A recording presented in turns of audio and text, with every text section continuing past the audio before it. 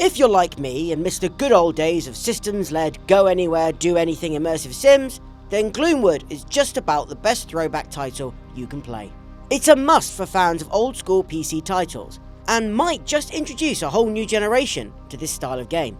Oh, and it's also pretty scary to boot.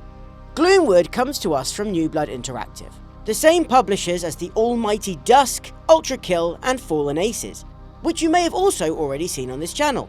If not, why not check it out after watching this? It's being developed predominantly by one person, Dylan Rogers, with a bit of help and expertise from the devs of some of those other games. You play as a doctor, escaping through the titular Gloomwood after getting out of prison.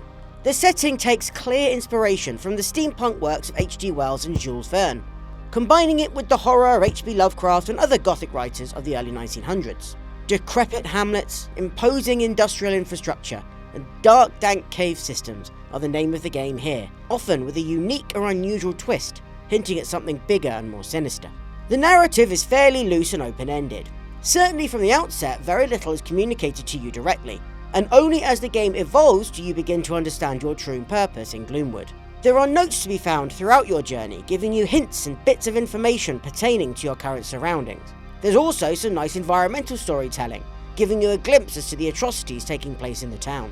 But a lot of your playtime will be spent with little goal other than to keep moving forward by any means necessary, or following a vague instruction from one of the few friendly NPCs. We must get you into that manor to find and end the source of this madness. Gloomwood utilises an aesthetic that harkens back to the early era of 3D, which works well considering the horror tone it's going for. Blocky creatures with awkward animations remind you of games like Resident Evil and Silent Hill, which made great use of the limitations of the first PlayStation to create horror where you yourself had to fill in the blanks.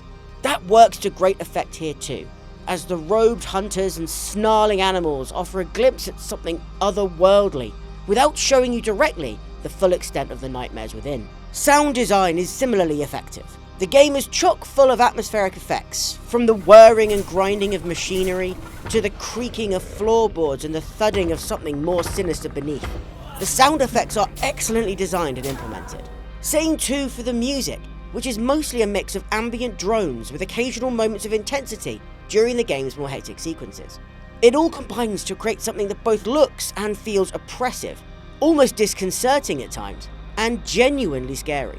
Also a particular shout out to the voice performances of the game's guards, which skirt the line between funny and creepy to great effect. Axe goes in, blood comes out. Axe goes in, blood comes out. As an immersive sim, open-ended design is the name of the game. Levels can be approached in any number of ways, using a variety of tools, and experiment is encouraged in order to find solutions.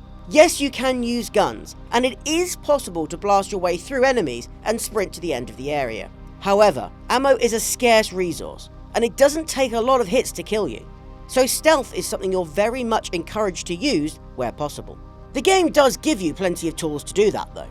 From a sword you can charge to insta-kill unaware enemies, to throwable items that can cause a distraction, and traps to pin enemies in place, Gloomwood gives you as much chance as possible to steer clear of combat. One nice touch is how the inventory suitcase works. Similar to games like Resident Evil, you have a limited amount of space for items, with each taking up a certain number of squares on an inventory grid. However, you cannot just access this inventory at any time. It works like a real suitcase would. You need somewhere to put it down and look through it, somewhere where you have enough space to do so, and more importantly, somewhere out of sight of the guards. Not only does this make inventory management a game within itself, but it adds to a feeling of immersion that Gloomwood strives for. This same open-ended immersive design also goes for traversal. Sure, you can try to head straight for the exit, but more often than not, that'll just lead to disaster. If you explore a bit though, and make sure you're aware of your surroundings, you'll find hidden pathways, secret keys to unlock doors, and even places you can climb in order to parkour across the town. And yes, as this is an immersive sim, you can crawl through vents as well.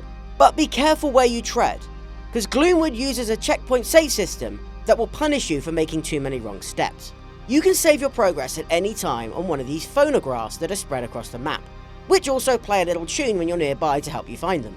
However, you have to do this manually, and quick save is turned off by default. That means you have to be careful and consider every move you make, for fear of dying and potentially losing a lot of progress.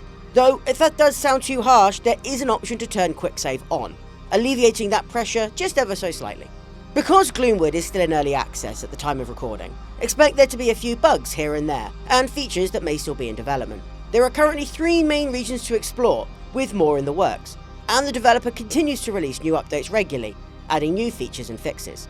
Gloomwood is shaping up to be something a bit special. Immersive sims don't come around too often, especially ones with as much care and craft put into them as this. Mechanically, it's about as solid as it gets, and it uses its systems to great effect. It looks and sounds as scary as it feels to play, and it rewards those who invest time and patience into understanding what it wants from you. If you fondly remember games like Dishonored or Deus Ex, or if you just like a good old horror experience that's full of surprises, then you simply cannot miss out on trying Gloomwood for yourself. Peekaboo! I'll be waiting.